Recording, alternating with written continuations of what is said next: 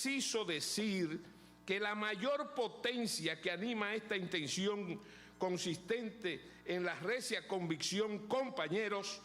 de que consigamos siempre lo que queremos, porque sencillamente queremos lo que debe ser, para beneficio no de un grupo elitista de elegidos y privilegiados, sino de las grandes mayorías nacionales sumidas en la desatención y en el olvido. En ese mismo tenor, a diferencia de lo que pensaba el timonel de la Revolución China referente a que el poder nacía de la boca de los fusiles, en la democracia resulta que el poder nace de la boca de las urnas.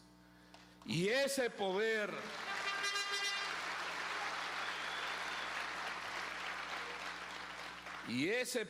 que emana del pueblo para servir al pueblo y a los impostergables intereses nacionales es ciertamente indeclinable. En nuestro sistema, los errores de los gobernantes no se pagan con sangre como antaño en la época de los tiempos sin historias. Se pagan, se cobran con votos que tenemos que ganar a pulso esforzado, sin ánimos facciosos, subversivos, desestabilizadores, ni guerra sucia, porque, como dicen por ahí,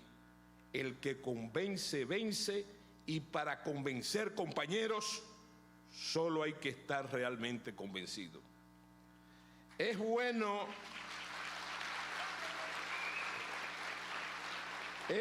que se sepa también que mi decisión la he tomado en pleno derecho desde mi trinchera ciudadana y la asumo conscientemente, sin nada que ver con mis antecedentes militares, sin renunciar de ninguna manera a ese referente de servicio, de trabajo, de sacrificio y de amor por la patria que debe prevalecer en todo momento. En el imaginario popular, en el inconsciente colectivo del dominicano, a veces la gente, entre su desesperación, sienten galopar los caballos berrendos de los caudillos malgachos en la instancia donde deben imponerse solamente las normas de nuestra democracia. Creo que, como dijo el teniente general Barza del ejército argentino, uno de sus discursos cuando le tocó conducir el tránsito del despotismo militar a la democracia, los políticos deben respetar la conciencia de las Fuerzas Armadas, porque esta conciencia solo le pertenece a la nación y a nadie más, sin admitir sus manipulaciones.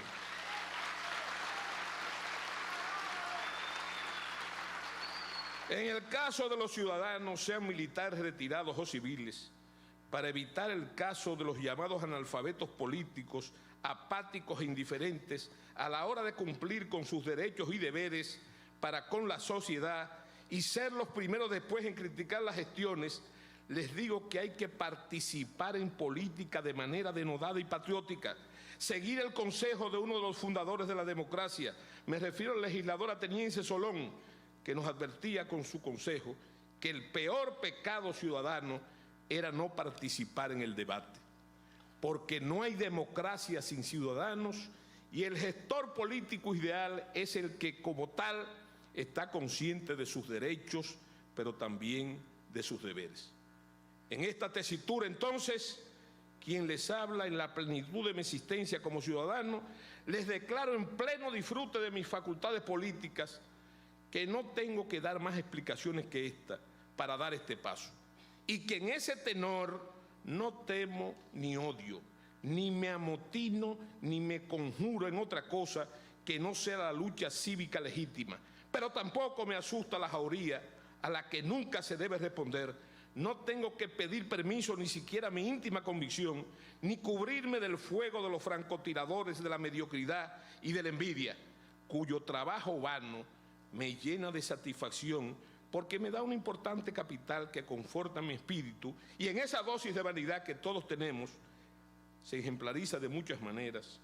mi postura fundamentalmente democrática. Creo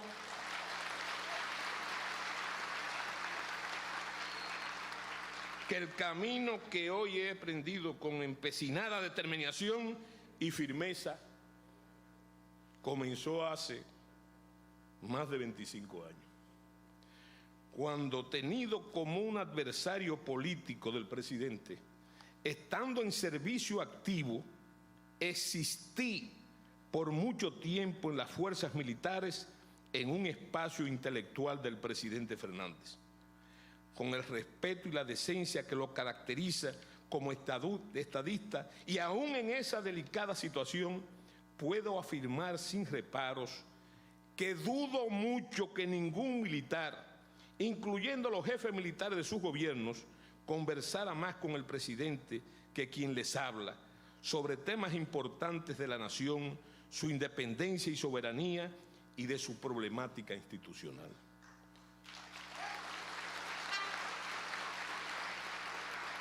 Sin embargo, debo confesar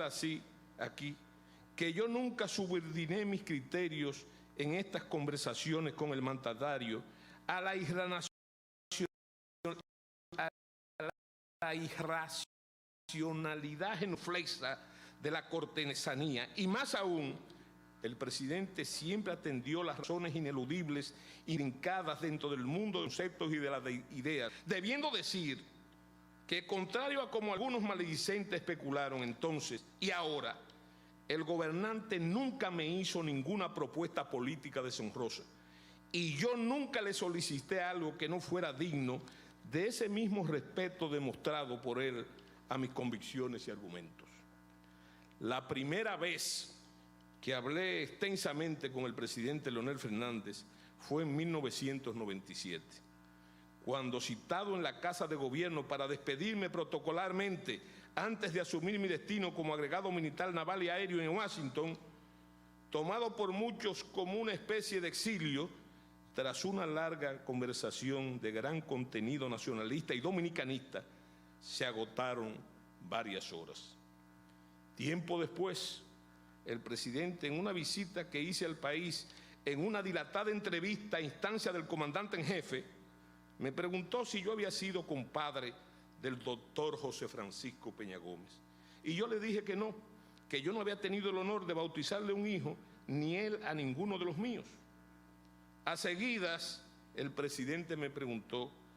si yo había sido un gran amigo, y yo le afirmé que el doctor Peña Gómez no había sido mi amigo, sino que lo seguía siendo, porque la muerte no releva a los hombres del compromiso de la amistad.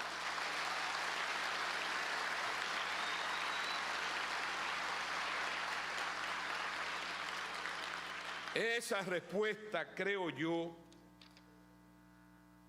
que sentó las bases de una gran amistad, que se fue cultivando en base a la razón y al intelecto, pero sin concesiones políticas de ningún tipo, siempre con mucho respeto, respeto que hoy se concretiza,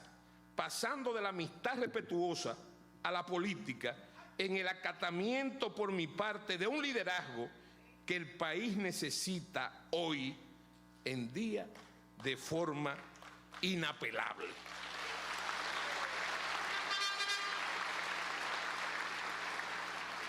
Cuando el mando militar de la época pidió mi retiro por la publicación de un libro bastante crítico al establecimiento de defensa y seguridad, el presidente les dijo a la cúpula castrense, y era así, que él conocía el libro en sus originales y que estaba de acuerdo con mucho de su contenido. Un comentarista político que no es de nuestro partido ha dicho que Leonel Fernández, en los prolegómenos de la próxima campaña electoral dominicana, desde el punto de vista boxístico, está fuera de grupo. Comunicador excepcional, talento agudo y fino, experimentado hombre de Estado, ha sido el político más importante de las últimas décadas. Y no solo en sus aciertos, que son muchos como gobernante, sino también en su capacidad de integrar corregidos en su accionar de hombre público los supuestos hierros que le indilgan sus adversarios. Y eso me hace pensar en la famosa frase que reza que el buen juicio viene de la experiencia y la experiencia del mal juicio. Hace unos meses,